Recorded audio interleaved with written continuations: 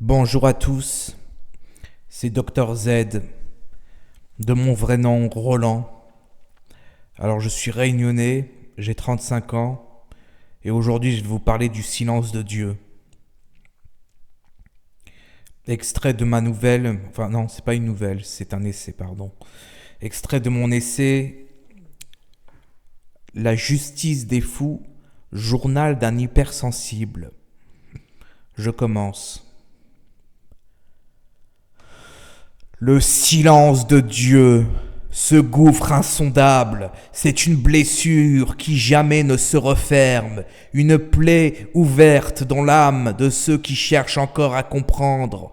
Les hommes crient, hurlent dans les charniers, dans les rues poisseuses des cités dévorées par le crime, dans les guerres où les âmes s'évaporent comme de la fumée, et Dieu, rien, pas un murmure, pas un geste. Ce silence, c'est une insulte, une gifle froide à tous ceux qui osent encore croire qu'il pourrait tendre une main, même une ombre de compassion.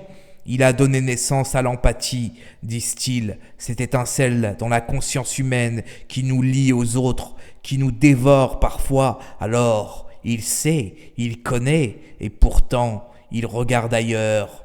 Que fait-il de cette empathie qu'il aurait inscrite dans nos cœurs ?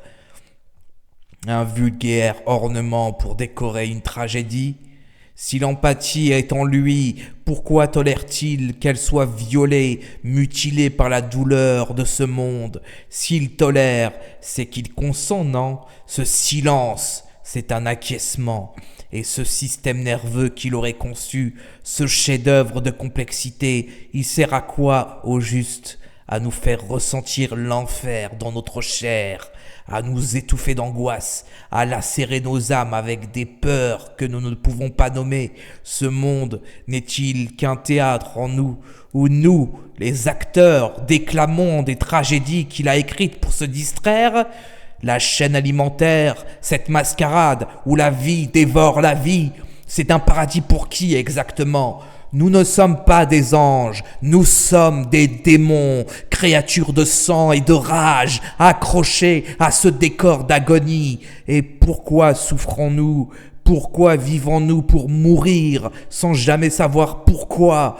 Ce spectacle lugubre n'a pas de sens, pas de finalité, et nous sommes condamnés à en être des acteurs et les spectateurs. Combien de temps encore devons-nous attendre des réponses? Dieu, s'il a des comptes à rendre, il nous doit des explications, il nous doit un sens, un mot, un soupir, parce que ici-bas, on crève, on saigne, et c'est bien la moindre des choses qui leur descendent de son silence pour s'expliquer. Peut-être, alors je dis bien peut-être, que le plus rassurant, c'est justement l'absence d'un Dieu, rien d'un créateur, rien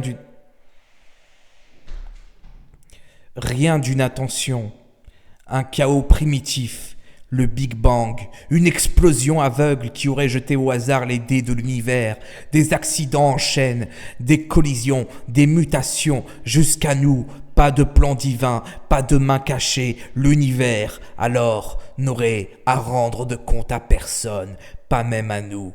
Et ce silence, il deviendrait presque apaisant, comme une absence de procès, parce que s'il y avait un Dieu, un vrai, qu'aurait-il à dire face à tout cela?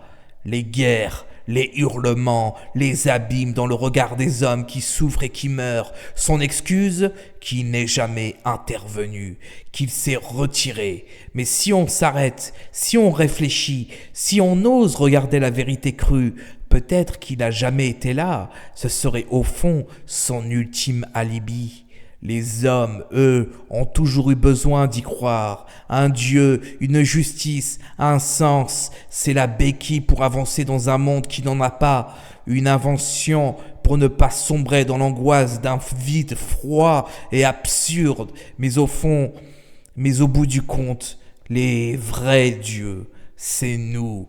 Pas des immortels, non, juste des créateurs imparfaits, des artisans du beau et du juste, des rêveurs capables de dépasser les instincts qui nous étranglent. Ah, si un Dieu avait existé, il aurait fait moins bien ou pire, alors à quoi bon?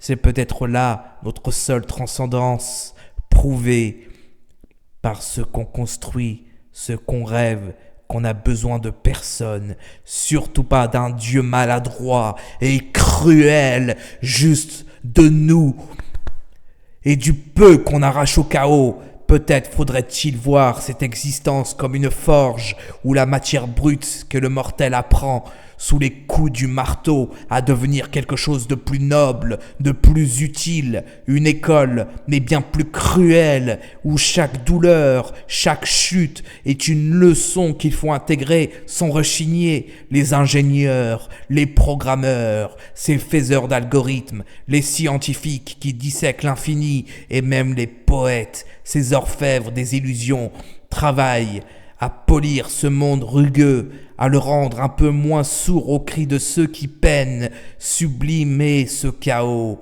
Mais quel cynisme tragique, non?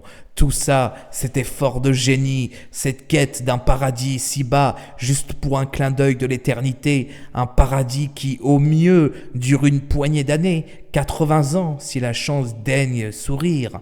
Et après, il n'y a que le silence, ou peut-être le retour à la poussière. Pourtant, on continue, on crée, on rêve, parce que c'est tout ce qu'on a, et que cette fragile illusion de progrès, même s'il n'est qu'un mirage, est la seule chose qui nous empêche de sombrer. Voilà. Merci pour votre écoute. Je vous souhaite une bonne journée.